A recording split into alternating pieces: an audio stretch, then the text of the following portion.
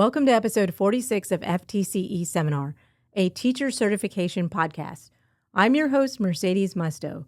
Today, we will be talking about some mathematical concepts to help you prepare for the FTCE General Knowledge Mathematics Subtest. Math.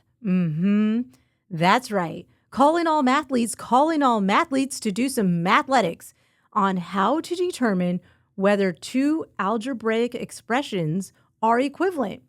I love mathletes. So cool. Okay, let's get started. Concept 1, equivalent expressions. First, let's define what we mean by equivalent expressions. Imagine you have two different recipes, but they result in the same delicious cake. I love cake. Okay. But in the world of math, equivalent expressions are like those two different recipes and those two same cakes. Stay with me now. So how do we figure out if expressions are equivalent? These are great questions. Well, we will be relying on some mathematical properties of operations and equality. Going back to our recipe example, these properties are like the cooking rules that guarantee our cake turns out great every time. You may remember some of these key properties like the commutative or associative property. For addition, the commutative property tells us that the order in which we add numbers doesn't matter. For example, 3 plus 4 is the same as 4 plus 3. Similarly, the associative property lets us group numbers differently as long as we add all the same numbers together. Think about it this way. Parentheses 2 plus 3, parentheses, plus 4 is the same as 2 plus parentheses 3 plus 4 parentheses. Now, let's move on to multiplication. Remember, commutative has to do with changing the order, and the commutative property applies to multiplication too. So the same thing, 2 times 5 is the same as 5 times 2. Same with the associative property in multiplication. The associative property allows us to rearrange groups of numbers as long as we multiply all of the numbers together. So parentheses 2 times 3, parentheses times 4, is the same as 2 times, parentheses, 3 times 4, parentheses. Great! Well, now that we've got that covered, let's move on to the reflexive property of equality. The reflexive property states that any expression is equal to itself. So x is always going to be equal to x. Great. Okay, that seems clear enough. But get this. The transitive property is super cool. The transitive property states that if A is equal to B and B is equal to C, well then A must also be equal to C. Okay, so how do we use these properties to check for equivalent expressions?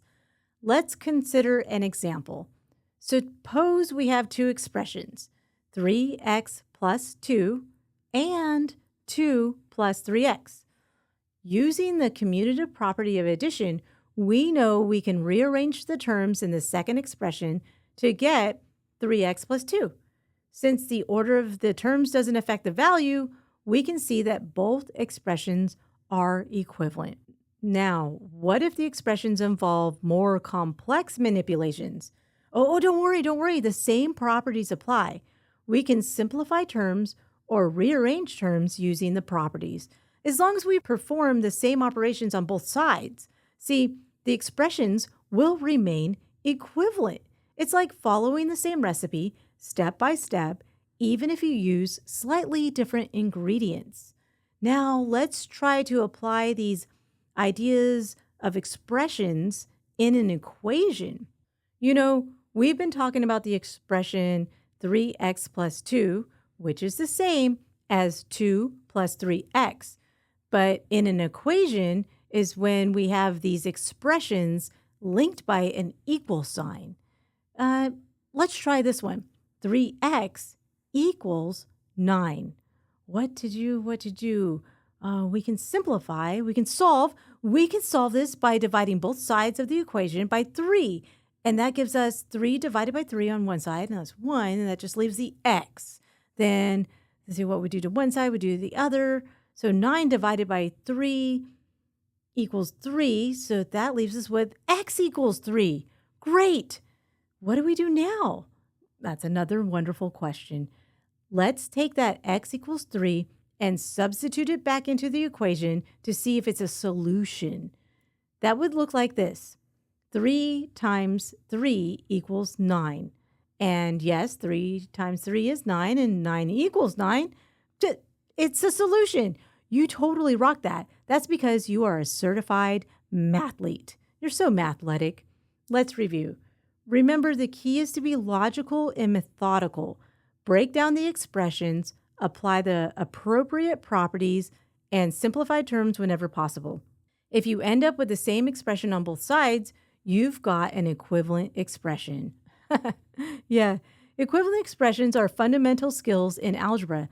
That's stuff you need to solve equations and inequalities.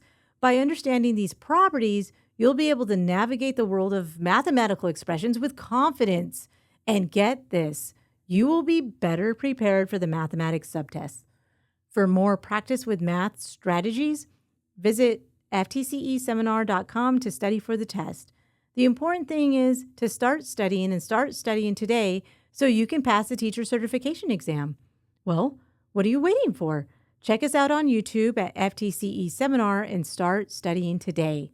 This podcast was recorded at the Pickens Multimedia Studio at the University of West Florida. This podcast is listener supported, and contributions can be made via the listener support link on Spotify, or you can buy me a coffee at FTCE Seminar. This is your host, Mercedes Musto. Join me again on FTCE Seminar, a teacher certification podcast, so you can pass the FTCE.